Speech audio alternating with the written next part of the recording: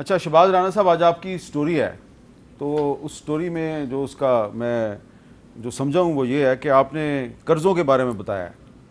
تو پاکستان تحریک انصاف کے جو 44 مہینے تھے 44 منتھس، اس میں 18,100 ارب روپے کے قرضے لیے گئے، اور شہباز شریف صاحب کی اتحادی حکومت کے 16 مہینے میں 19,400 ارب روپے کے قرضے لیے گئے. تو اس کا مطلب یہ ہے کہ شہباز شریف صاحب کی حکومت نے پی ٹی آئی کی حکومت سے زیادہ قرضے لیے. اس صورتحال میں یہ آپ بتائیں گے کہ کیا یہ جو قرضے ہیں یہ پاکستان کی سیکیورٹی اور سلامتی کے لیے ایک تھریٹ نہیں بن رہے؟ بہت شکریہ حامد میر صاحب. یہ تھریٹ بن نہیں رہے، یہ تھریٹ بن چکے ہیں.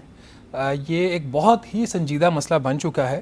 اگر آپ اس کو اس انداز سے دیکھ لیں کہ جتنے بھی قرضے، یہ صرف قرضے لیے نہیں گئے، یہ قرضوں میں اضافہ ہے. لیے تو انہوں نے بہت زیادہ تھے، واپس بھی کچھ کیا، اور یہ نیٹ انکریز ہے.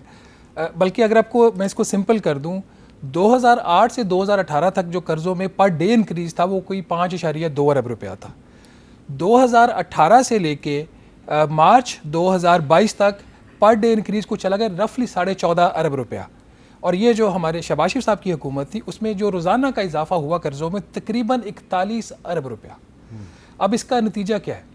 اس کا نتیجہ یہ ہے کہ اس سال قرضوں کے اوپر صرف سود کی ادائیگی میں 7,300 ارب روپیہ خرچ ہوگا، جو ان کا اندازہ ہے، جو میرے خیال میں کم از کم 800 ارب روپیہ یہ کم بتا رہے ہیں. یہ بجٹڈ نمبر ہے 7,300 کا. پیچھے بچا کیا؟ اس میں سے جو ایف بی آر کا جو، بلکہ آپ اس طرح اس کو دیکھ لیجئے، جو خالصتاً آمدنی اس وقت وفاقی حکومت کی ہے نا، وہ بھی قرضوں کی ادائیگی سے کم ہے، قرضوں کے اوپر سود کی ادائیگی سے. دفاع آپ کا، آپ کے تنخواہیں، آپ کے جو بھی لوازمات ہیں ریاست کے چلانے کے، وہ سارے نئے قرضے سے لے کے پورا کر رہے ہیں. پہلے آپ نیا قرضہ لیتے تھے پرانا قرضہ واپس کرنے کے لیے، اب آپ نیا قرضہ لیتے ہیں قرضوں کے اوپر سود ادا کرنے کے لیے. اس کا مطلب آپ ایسی دلدل میں پھنس چکے ہیں جہاں سے نکلنا اتنا آسان نہیں. اب اس میں دو ایشوز ہیں. یہ جو اضافہ ہو رہا ہے اس میں ایک بہت بڑا جو رول ہے وہ ہے آپ کا روپے کی قدر میں کمی ہونا، کیونکہ آپ کا جو غیر ملکی قرضہ ہے وہ چاہے $1 ہی آپ کا وہیں پہ کھڑا ہے، پہلے $1 واپس کرنے کے لیے 185 روپے چاہیے تھے، آج کے دن میں آپ کو 307 روپے چاہیے.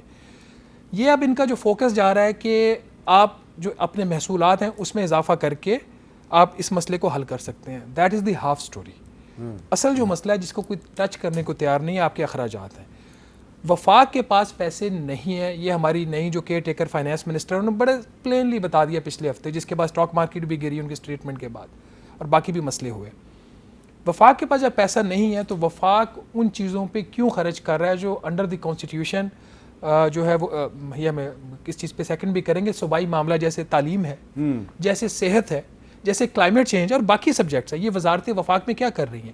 ابھی 2 دن پہلے انہوں نے میر صاحب کیا کیا ہے، جو پولیو ایریڈیکیشن کا ایک پروگرام تھا 3 سالہ، جو شہباز شریف صاحب کی حکومت تھی، انہوں نے فیصلہ یہ کیا کہ چونکہ یہ صوبائی معاملہ ہے تو یہ صوبے 1 سال کے بعد اس کی اونرشپ لے لیں گے. $1.8 ارب کا پروگرام ہے وہ، اور اس میں جو امپلیمنٹیشن اسٹریٹجی ہوگی صوبے کریں گے. پہلے 2 اقوام متحدہ کی ایجنسیز تھی، یونیسیف اور WH، انہوں نے آگے اس کو 2 دن پہلے ریورس کر دیا. تو فوکس غلط جگہ پہ ہے. محصولات can solve the problem but not the complete issue. ٹھیک ہے. اچھا اب اس میں واڈا صاحب، جب تک پولیٹیکل سٹیبلٹی نہیں آئے گی اور الیکشن وقت پہ نہیں ہوگا تو اکنامک سٹیبلٹی کیسے آئے گی؟ ہمیں تو ابھی تک یہی نہیں پتا کہ الیکشن ہونا ہے کہ نہیں ہونا. دیکھیں میر صاحب، الیکشن تو خیر میرا خیال ہے کہ 90 ڈیز پار کرنے کے بعد ٹائم ہے، اس میں 10-15 دن سے پہلے ہی ہو جائے، 6 مہینے کی مدت سے جنوری میں ہو جائے گا. میرا اپنا ذاتی رائے یہی ہے. دوسرا یہ کہ دیکھیں میر صاحب، جو اس گند کے ٹکڑے سے آپ نے جان چھڑانی ہے نا، یہ پاکستان کی اسٹیبلٹی، معاشی بحران اور سیکیورٹی رسک، یہ پولیٹیکل پارٹیز کے 18 لیڈر ہیں.